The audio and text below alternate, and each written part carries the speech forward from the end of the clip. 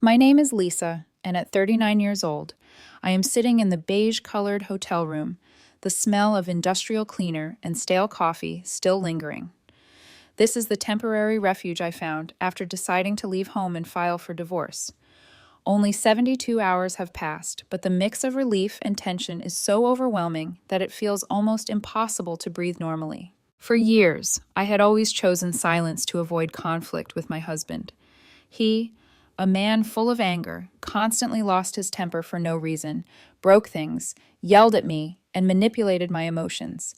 Every time I spoke up, things only got worse. I learned to say, "I understand," instead of fighting back, trying to keep calm for myself and our children. That marriage therapy session was a perfect example of how he manipulated everything. Sitting in front of the therapist, I thought I might finally have a chance to speak the truth, but nothing was simple. Suddenly, he burst into tears, his voice trembling as he looked at the therapist and blurted out, I, I'm afraid of you. You have anger issues. I can't control you." At that moment, a part of me almost wanted to laugh. He was constructing a story to make me seem like the abuser, to make the therapist, to make everyone believe I was dangerous. I closed my eyes, swallowed my anger, and said only one sentence, "I understand." That simple phrase completely shattered the script he had built. He didn't expect me to remain silent, not to argue, not to yell. He thought I would be scared, cry, or defend myself, but I chose silence and faced the truth of my own life. Back in the hotel, I look around the small room with just a few chairs, a table, and an unkempt bed. The smell of bleach still lingers, but for me, this is the safest place I've been in weeks. No one is yelling at me here. No one is breaking things or manipulating my emotions. I can breathe. I can cry. I can think without interruption from his irrational rage. Yet I cannot deny the emptiness left by choosing to leave him. Years of living with a man who was always angry, always controlling, have left deep scars on my soul. Every time he exploded, I told myself, just one more time, maybe he'll change. But he never did. Gradually, I lost faith and a sense of safety. During therapy, I realized one truth. He wanted the world to believe I was the abuser so that he could escape responsibility for his own violent and controlling behavior. Instead of arguing back, I stayed silent. And with just one sentence, "I understand," I made him disappointed, angry, and ultimately reveal his true face. Nights in the hotel, I write in my journal, recording every detail, every word, and every act of his. I know I have to prepare for the divorce, for the legal battles, and for regaining control of my life. No one can manipulate my emotions anymore. No one can make me feel guilty for being myself. Every time I recall him shouting and breaking household items, I feel stronger. I see my patience, calmness, and emotional control as an invisible armor, protecting me from his relentless rage. Today, looking out the window, I see soft sunlight breaking through the light haze, illuminating the small hotel room. I smile. Though no one is beside me, the sense of freedom, safety, and self-determination makes me feel stronger than ever. I know the journey ahead will be long and full of challenges, but at least now I no longer have to live in fear, no longer have to try to please a man who is constantly angry and manipulative. I can cry, I can laugh, and most importantly, I can live for myself. The following morning, I woke up to the faint hum of the city outside, the hotel room still quiet. For the first time in years, I didn't feel the weight of his anger pressing down on me. No slammed doors, no yelling, no threat hanging over every word I spoke. I could think clearly. I could breathe. I could feel. But the memories kept coming, uninvited. I remembered the nights when he would storm through the house, his fists pounding tables, his face red with fury. I remembered curling up on the sofa, whispering, "I understand," like a mantra, hoping it would be enough to survive the evening. I remembered the tiny victories of silence, and yet the shame I felt afterward, as though the world might never see the truth. During therapy, he had painted a picture of me as volatile and unpredictable, as if I were the one to blame for every conflict. He sobbed, he wailed, he manipulated the narrative so expertly that it almost convinced the therapist. But I knew better. I could see the fear behind his tears, the desperation to control how others perceived him, and I remained calm, letting the silence speak louder than words. I started to write everything down, his rages, his manipulations, the lies, and the distortions of reality. Each entry became a layer of protection, a record that would remind me that I was not crazy, that I was not violent, that I had survived his storms with my dignity intact. By the second week in the hotel, I had started to regain some sense of normalcy. I cooked simple meals in the tiny kitchenette, read books that had been collecting dust, and even laughed quietly at things I hadn't been able to enjoy for years. The freedom was intoxicating. I realized that living under constant fear had drained me of joy, creativity, and self-worth. Occasionally, he would call. Each time, his voice was coated with that same anger disguised as concern. "Lisa, we need to talk. You can't just run away from this," he'd say. And I would simply respond with, "I understand." My calmness seemed to unsettle him more than anger ever could. He wanted conflict, he craved a fight, but I no longer fed it. The days passed slowly, but each day I felt stronger. I made plans not just for my survival, but for my life. I considered what it would be like to move permanently, to reclaim spaces and experiences that had been stolen by fear. I imagined mornings where I could wake up without anxiety, where my children could see me confident and calm, where my own voice could finally matter without trembling. I started to realize how much of myself I had given away to survive. Years of bending, accommodating, and silencing my own needs had left me hollow. And now, in this quiet hotel room, I was beginning to rebuild. Not to please him, not to earn his approval, but for myself. Evenings were the hardest. The silence of the hotel room was a double-edged sword. It offered safety, but it also magnified the absence of the life I had known. I missed the routines, the small joys, even the chaos, because it reminded me that I had been living at all. But I also knew that the chaos had come at too high a cost. I could no longer sacrifice my peace for a semblance of stability. I thought back to therapy again. His tears, his accusations, the way he tried to turn the room against me. I realized that my simple acknowledgement, "I understand," had broken the power he thought he had over me. It was subtle, almost invisible, but it was revolutionary. I had disarmed him, not with confrontation, but with clarity, calm, and truth. By the third week, I could finally walk through the hotel lobby without flinching, without scanning for signs of his anger. I allowed myself to plan small outings, to reconnect with friends who had been kept at a distance, to feel sunlight on my face without anxiety shadowing it. For the first time in years, I recognized a fundamental truth. Survival was no longer enough. I could live, and living meant reclaiming every part of myself that had been diminished by fear, manipulation, and control. I knew the legal process ahead would be difficult. Divorce would bring confrontation, and he would likely attempt to manipulate the narrative again. But I felt ready. I had evidence, records, and, most importantly, the inner strength to remain calm and clear, to protect myself and my children without compromising my dignity. Sitting by the window that evening, watching the city lights flicker against the dark sky, I felt a quiet sense of triumph. Not because I had defeated him, he was still his own person, full of anger and control, but because I had reclaimed myself, because I had chosen peace over fear, clarity over chaos, and survival over submission. This was only the beginning, but for the first time in years, I believed that I could face whatever came next with courage, composure, and self-respect, and that, I realized, was more powerful than any storm he could ever unleash. The first meeting with the divorce attorney was both intimidating and liberating. Sitting across from her, I felt the weight of years of fear and submission lift slightly with each question she asked. "Tell me everything," she said. And for the first time, I spoke without hesitation, without fear of retaliation.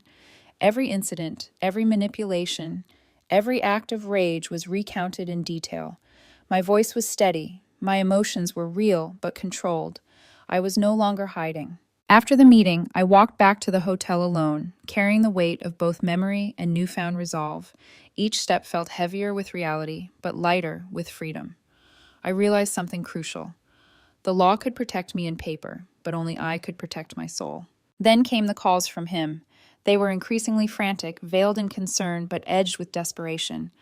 "Lisa, we can work this out. You don't have to go through this," he said one evening. I stayed calm, replying simply, "I understand." The silence that followed was heavier than any argument. He wanted chaos. He wanted to provoke me. But my silence, my composure, stripped him of the control he had relied upon for years. Weeks turned into a month. The hotel room, once a temporary refuge, became my sanctuary. I had routines: early morning coffee, journaling, reading, short walks. I even began to laugh again, small, almost hesitant at first, but genuine. My children visited occasionally, and I could see in their eyes the relief of having a mother who was calm, present, and not fearful. That was a victory no legal document could capture. One evening, I received an email from him that made my stomach tighten. He was trying to twist the narrative again, implying that I had abandoned our marriage recklessly. I reread it several times, feeling a familiar rush of anxiety, but instead of reacting emotionally, I drafted a measured response, sticking to facts, dates, and behaviors, letting the truth speak for itself.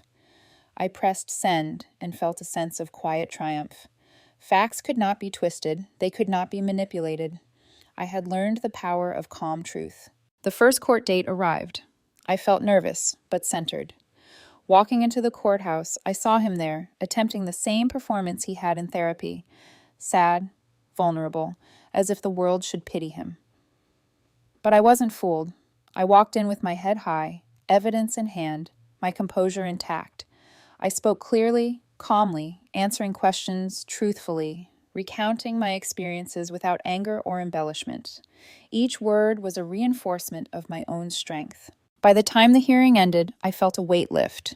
The judge listened, took notes, and acknowledged the patterns of control and intimidation. I left the courthouse not feeling victorious over him, but victorious over fear itself. I realized that the real triumph was internal, the knowledge that I could face manipulation, anger, and intimidation without losing myself. Back at the hotel, I allowed myself a long, quiet cry. It was not sadness for what had happened, but a release of tension I had carried for years.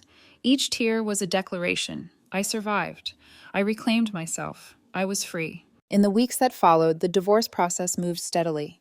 He tried a few more manipulative tactics, emails filled with guilt, unexpected visits, but I remained steadfast. My calmness became my shield. I no longer reacted to his anger. I simply documented it. Each time he tried to provoke me, I remembered therapy. I understand. Each time, it disarmed him more than words ever could. I began to envision a new life, a home of my own, a space where my children and I could feel safe. I imagined mornings without fear, evenings filled with laughter instead of tension.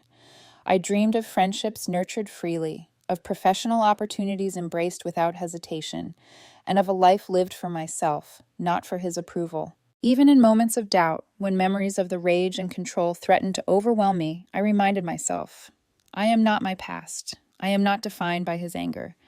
I am defined by the choices I make now, by the courage I summon, and by the life I am building for myself and my children. One quiet evening, I sat by the hotel window, watching the sunset over the city. A sense of calm settled over me. The freedom I had sought for so long was no longer a distant dream. It was real, tangible, and mine. I could laugh, cry, and breathe without fear. I could exist without manipulation. I could finally live. And I knew with certainty that no storm he could unleash, no lie he could tell, and no attempt to control me could ever take away what I had found in these weeks of quiet resilience. My own strength, my own voice, and my own freedom. The final hearing arrived, and with it, a mixture of nerves and anticipation. I walked into the courthouse with a calm determination that had taken weeks to cultivate. He was there, trying once again to look composed, to project control, but I saw through it. His performance no longer intimidated me. I had learned to read the truth behind the mask. The judge reviewed the evidence, the documented patterns of anger, manipulation, and intimidation. Each report, each journal entry, each account from friends and professionals built a clear picture of reality. I spoke calmly, truthfully, and without anger, recounting what had happened over the years. Every word reinforced my strength, my clarity, and my unwavering focus on what was best for myself and my children. When the judge finally pronounced the decree, a quiet sense of relief washed over me. Divorce finalized, custody arrangements set, legal protection in place. It was over, but more importantly, I had survived it all intact. with my dignity and composure preserved. Walking out of the courthouse, I felt a strange combination of exhaustion and exhilaration. Years of fear, tension, and emotional manipulation had been released. I was free, not just legally, but emotionally. I could finally think about the future without the shadow of his anger looming over me. The hotel room that had been my sanctuary suddenly felt different. No longer just a temporary refuge, it was a place of rebirth. I packed up slowly, taking care to savor the quiet moments that had strengthened me. I remembered sitting at the window on countless nights, writing, crying, planning, and dreaming. Each memory reinforced that I had built this strength from within. It was mine, and no one could take it away. Moving into my own apartment, I felt a renewed sense of ownership over my life. I arranged the space to reflect who I was, not who I had been forced to accommodate. The walls were filled with books, photographs, and little reminders of the joy I intended to cultivate. Each decision, each object, each moment of calm became a declaration. I am here, I am safe, I am myself. My children adjusted slowly but surely. They noticed the change in me first, the calm, the consistency, the confidence. We laughed more, argued less, and began creating routines that felt stable and nurturing. Seeing their relief and happiness reminded me why I had fought so hard, not for revenge, not for control, but for the peace and stability they deserved. Evenings became my favorite time of day. I cooked meals without fear, read stories aloud without distraction, and allowed myself to savor small pleasures: a warm cup of tea, the soft hum of music, the quiet satisfaction of a home I controlled. Every simple act was a celebration of autonomy and freedom. Sometimes I thought about him, about the anger and chaos he had brought into our lives, but those thoughts no longer triggered fear. They reinforced resilience. I had survived the storms he created, and I had emerged stronger, wiser, and more self-assured. His control over my emotions had ended the day I chose calm over confrontation, truth over manipulation, and self-respect over fear. Looking forward, I planned small adventures, visits with friends, and moments of joy that had seemed impossible just weeks before.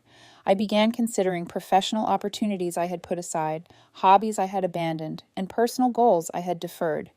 The future was no longer a series of obstacles and threats.